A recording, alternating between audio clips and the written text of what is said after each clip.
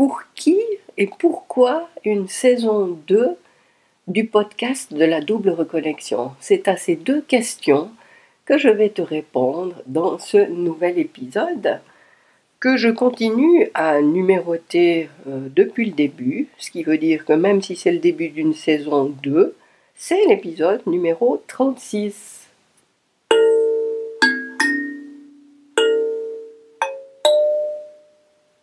Et le petit jingle à la kalimba, je te rappelle en deux mots le sens de ce jingle. Il est joué sur trois notes, la, do, ré. La pour la, do pour double, ré pour reconnexion. Donc en prenant à chaque fois les deux premières lettres de ces trois mots, on a ces trois notes. Et j'en ai fait une mélodie, une fois plutôt dans des sons plus bas et une fois dans des sons plus aigus, enfin une gamme plus haute, parce que ces trois notes qui viennent nous reconnecter d'une part à notre dimension terrestre incarnée et d'autre part à notre pôle plus spirituel, plus subtil, celui de l'intuition et de notre lien à la source. Alors voilà, dans ce nouvel épisode d'une nouvelle saison, j'ai décidé de repartir avec une nouvelle saison parce que ça fait 3 semaines que j'ai pas enregistré de podcast puisque j'étais pas en condition de le faire. Et voilà, j'avais pas de réserve non plus, donc il n'y a pas eu de podcast pendant 3 semaines. Et par contre, j'ai eu le temps de penser, qu'est-ce que je vais continuer à diffuser dans mon podcast, qu'est-ce que j'ai envie de transmettre. Et même si j'aurais été tentée de parler de plus en plus de choses différentes, d'élargir les sujets, de partager toujours plus de choses sur de plus en plus de domaines, ben, il m'est apparu en fait que j'avais plus l'intention de resserrer, de, de centrer mes propos sur un message essentiel que j'ai envie de te transmettre. Et même en prenant le risque que tu trouves ça répétitif, même si j'ai déjà abordé certains sujets, vraiment c'est comme ça que je le ressens, que tout le processus dans lequel je t'invite, c'est vraiment un processus à répétition, un processus où il faut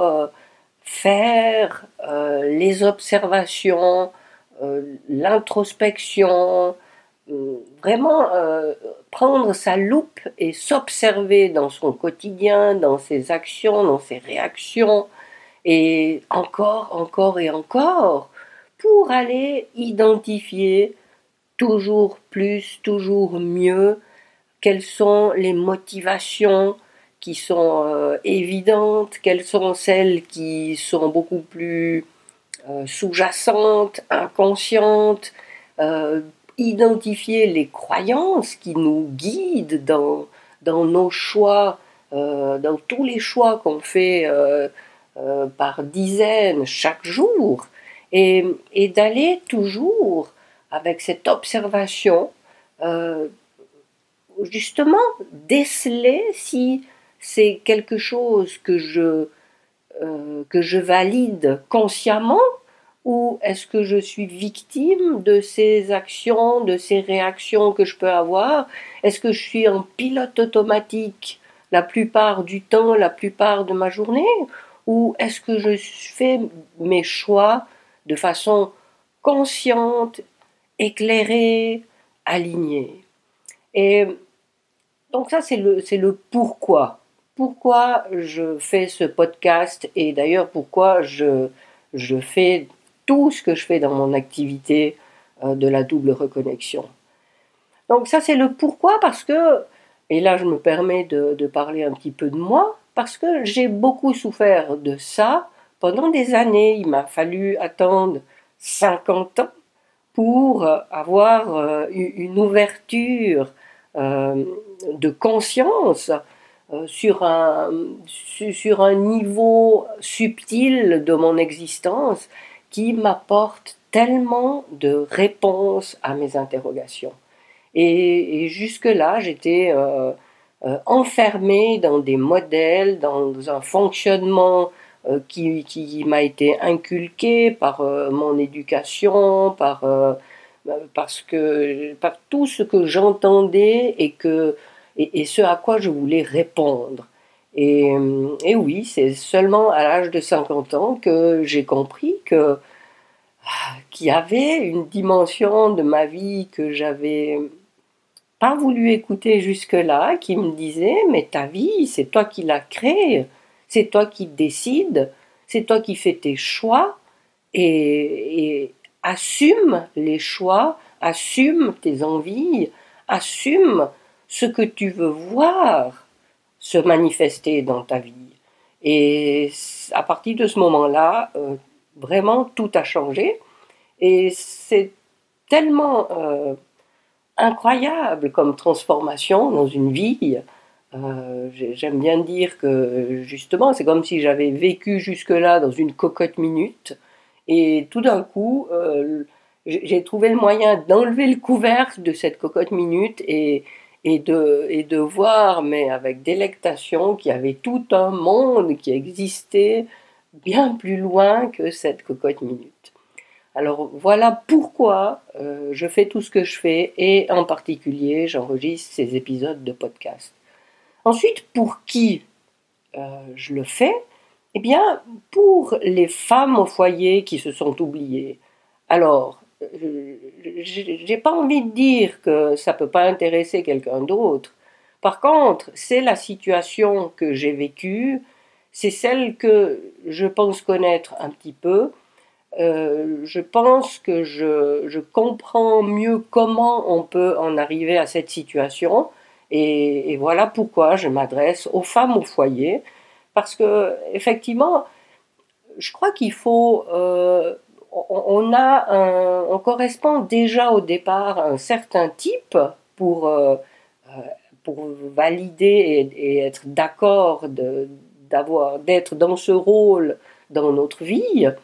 Alors, il peut y avoir des tas d'explications différentes pour en arriver là, mais je pense qu'il y a quand même l'idée qui est très partagée parmi les femmes au foyer, c'est que les autres passent avant nous, et de répondre aux besoins des autres, d'anticiper les besoins des autres, c'est quelque chose de naturel pour nous, et, et plus le temps passe, plus on s'oublie, moins on a comme préoccupation de mettre du sens à ce qu'on fait pour nous, mais tout ce qu'on fait, c'est pour les autres, et des fois ça va même jusqu'au sacrifice, et des fois toutes les décisions qu'on pourrait prendre et qui nous seraient favorables, eh bien on prend une autre décision qui sera favorable aux autres et pas à nous-mêmes. Parce qu'il y a aussi ce côté culpabilisateur, que si on pense à nous, si nous pensons à nous, nous sommes égoïstes et on n'est pas là pour ça. C'est mal. Donc, d'avoir eu cet accès à une autre dimension de la vie, à toute cette dimension spirituelle, ça m'a légitimé dans mon envie de penser à moi, de me mettre en avant dans ma vie et d'être convaincu que puisque je m'occupe de moi, puisque je prends soin de moi, puisque je veille à créer en moi la plénitude, la satisfaction, le plaisir, la joie, l'envie de faire quelque chose en particulier, eh bien tout ça c'est le mieux que je puisse faire pour tous les gens qui sont autour de moi. Parce que je leur montre, je, je suis pour eux un modèle de quelqu'un qui aspire à quelque chose et qui va faire de son mieux pour mettre en place dans sa vie concrète ce à quoi elle aspire. Donc voilà pourquoi et pour qui ce podcast. Et c'était les deux questions de cet épisode numéro 36, le premier de la saison 2. Et évidemment, si tu as des questions en particulier auxquelles tu voudrais que je réponde, eh bien, ce sera avec grand plaisir. Parce que, bien sûr, je vais pouvoir évoquer certaines difficultés qu'on peut rencontrer, certaines aspirations qu'on peut avoir et qui nous paraissent inatteignables, mais si tu me fais part d'une difficulté en particulier que tu as, ce sera vraiment avec grand plaisir que j'y répondrai. Alors voilà pour ce premier épisode. Ce que je t'invite à faire, si ce n'est pas déjà fait, c'est d'aller sur mon site vivianka.com et de télécharger mon guide d'hygiène énergétique. C'est un guide en 6 étapes et je te tiens au courant, mais ça ne va pas faire long que la danse associée à ces 6 mouvements va sortir. Alors je t'en informe dès que ce sera fait, donc pour allier ces 6 phases de ce guide énergétique, ce guide d'hygiène énergétique, eh bien, pourquoi pas, oui, l'associer à 6 mouvements physiques et en faire une espèce de danse rituelle pour te mettre dans l'énergie de ces 6 phases. Et enfin, je te tiens au courant dès que c'est prêt. Alors voilà, merci de m'avoir écouté. Je me réjouis de te retrouver dans le prochain épisode et je te souhaite le meilleur d'ici là.